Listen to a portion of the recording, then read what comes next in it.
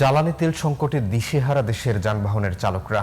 জেলা শহর, মহাসড়ক কিংবা রাজধানী সবখানেই জ্বালানি তেলের সংকট। পর্যাপ্ত মজুদ না থাকায় জ্বালানি তেল বিতরণ সম্ভব হচ্ছে না জানিয়ে পাম্পের বিক্রয় প্রতিনিধিরা তেল সরবরাহ বাড়ানোর দাবি জানান।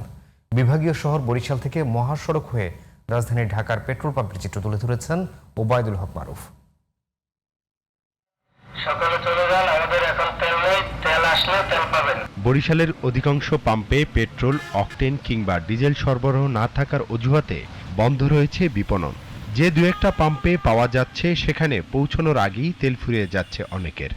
আবার জ্বালানির এমন সংকট দেখে অনিশ্চয়তা থেকে একই ব্যক্তি ঘুরে ফিরে একাধিকবার তেল নেওয়ার অভিযোগও রয়েছে। সকাল থেকে রাত পর্যন্ত খালি সিরিয়াল আর সিরিয়াল, এই তেল নিয়ে যায় ঘুরে আবার আসে, ওই পাম্পে যায় আবার ঘুরে এই পাম্পে আসে, এইরকমই করতে আছে। মজুদ না থাকায় বিতরণ সম্ভব হচ্ছে না জানিয়ে পাম্পের বিক্রয় প্রতিনিধিরা সরবরাহ স্বাভাবিক করার দাবি জানান। আমাদের চাহিদা যে পরিমাণ আছে ওই পরিমাণ আমরা তেল উত্তোলন করতে পারতেছি না, যার জন্য কাস্টমারকে আমরা সঠিকভাবে সাপোর্ট দিতে পারি। ডিপো থেকে আমাদের তেল পর্যাপ্ত দেয়, তাহলে আমরা দিতে পারবো সাপ্লাই। এখন সম্পূর্ণ নির্ভর করে ডিপোর উপরে। ঢাকা বরিশাল মহাসড়কের বিভিন্ন পাম্পে তেল বিতরণ বন্ধ দেখা গেছে।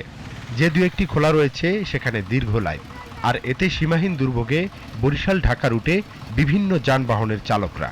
একটা পাম্পেও তেল নাই, ঠিক আছে, আমি ঢাকা যাব, এখন কিভাবে যাব আমি নিজেও বলতে পারি না।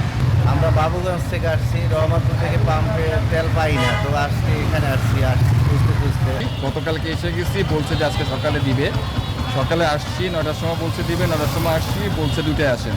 জেলা, বিভাগীয় শহর কিংবা মহাসড়কের চেয়েও দীর্ঘ লাইন দেখা যাচ্ছে রাজধানীর পেট্রোল পাম্পগুলোয়।